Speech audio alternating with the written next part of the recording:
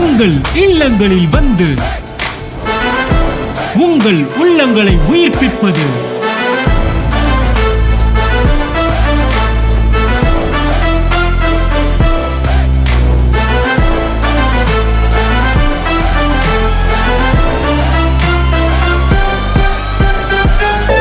உங்கள் channel DJ.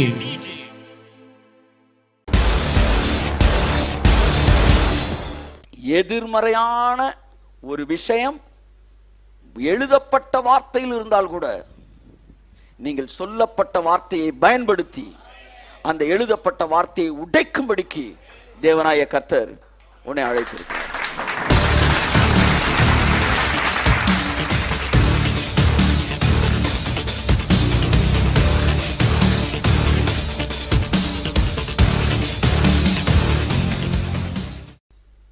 ஒருத்தர் ஜோம் பண்ணும் போது ஒரு ப்ராஃபட் தூரத்தில் பேசும்போது சொல்றாரு ஒரு வார்த்தை, உன் மனைவியா எலிசபெத் கர்ப்பவதியார் குமாரனை பெறுவாள். This is a prophetical word to you. அப்போ வந்து உங்களுக்குள்ள இருக்க ஸ்பிரிட்டுக்கு அது தெரியும், அது வைப்ரேட் ஆகும், ரிசீவ் பண்ணும். குறி கேட்குற இங்கே கேட்குறீங்க தீர்க்க தரிசனம், அதான் நான் சொல்ல வரேன். அந்த ஸ்போக்கன் வேர்டு வந்து ஒன்றா ஸ்ட்ராங்காக நிற்கும். அப்போ பிசாசு சொல்லலாம், வேற ஒரு எதிர்மறையான ஒரு வசனம், பைபிள் நிறைய வசனம் இருக்கு.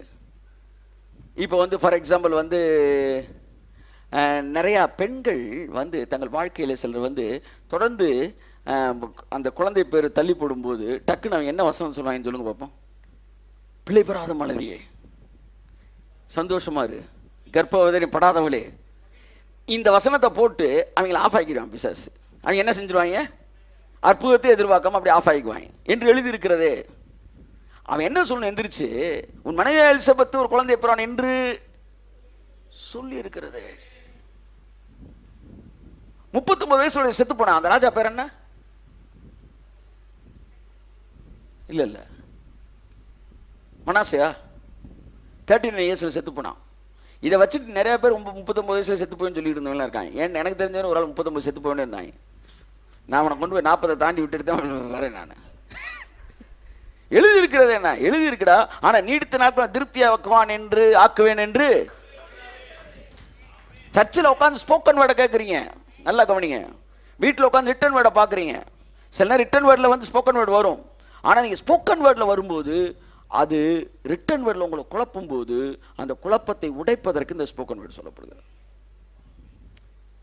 எதிர்மறையான ஒரு விஷயம் எழுதப்பட்ட வார்த்தையில் இருந்தால் கூட நீங்கள் சொல்லப்பட்ட வார்த்தையை பயன்படுத்தி அந்த எழுதப்பட்ட வார்த்தையை உடைக்கும்படிக்கு தேவனாய கர்த்தர் உன்னை அழைத்திருக்கிறார்.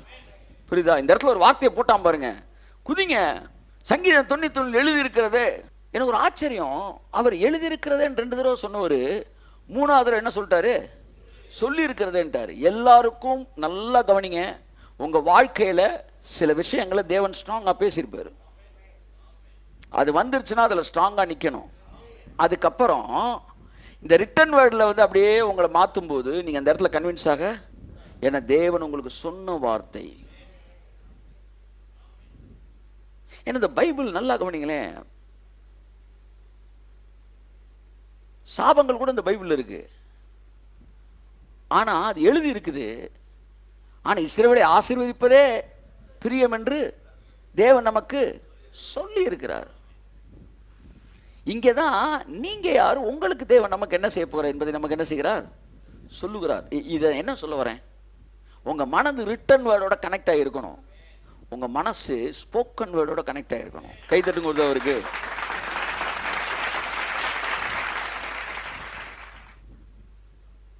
எப்பெல்லாம் உங்களுக்கு 2 எதிர்மறையான வசனங்கள் வருதோ, என்றும் எழுதியிருக்கிறதே அப்படின்றாரு. இன்னொரு இடத்துல என்று எழுதியிருக்கிறதே என்றாமே, இவர் என்றும் எழுதியிருக்கிறதே அப்படின்றாரு.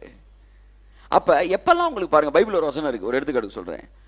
மூடனுக்கு அவனுடைய மதியனத்தின்படி மறு உத்தரவு கொடாதே, கொடுத்தால் அவனும் நீ அவன் பார்வைக்கு சமமாயிருவ.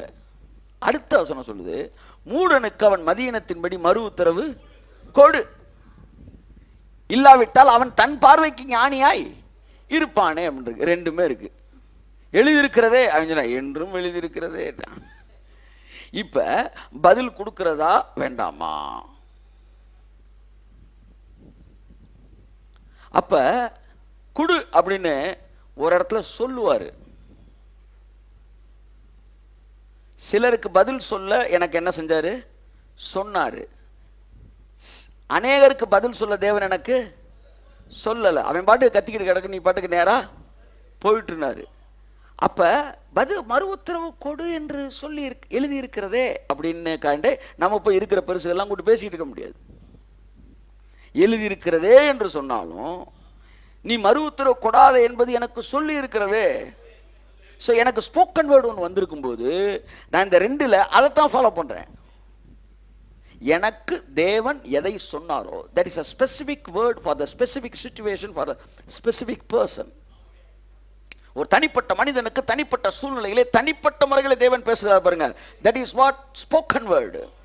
எப்பெல்லாம் உங்களுக்குள்ள குழப்பம் வருதோ, சில இடத்துல உட்காந்துருப்பீங்க, எதிர்மறையான செய்தியை பேசிட்டு இருப்பாங்க சில இடங்கள்ல, அப்பொழுதெல்லாம் தேவன் உங்களுக்கு பேசின வார்த்தை, the spoken word, அது நிக்கணும். பிசாசும் வசனத்தை என்ன செய்யணும்?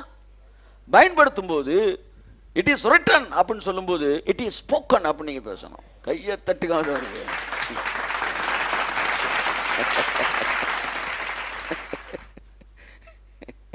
ஆமென். டெவில் சொல்ல இட் இஸ் ரிட்டன், நீங்க என்ன சொல்லணும்? It is spoken. Amen. It is spoken to me. அது எனக்கு சொல்லி இருக்கிறார் தேவன். இந்த சபை எப்படி இருக்கும் என்று எனக்கு தேவன் சொல்லி இருக்கிறார். ஆமென் சொல்லுவோம்.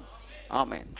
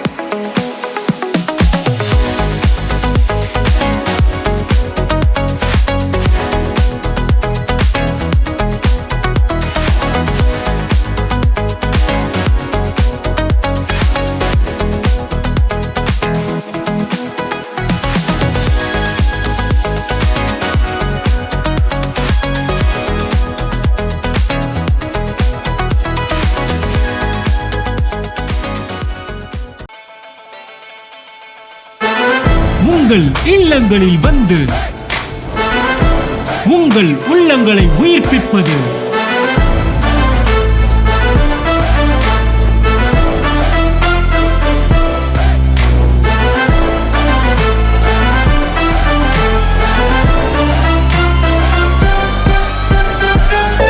உங்கள் சேனல் டிஜே.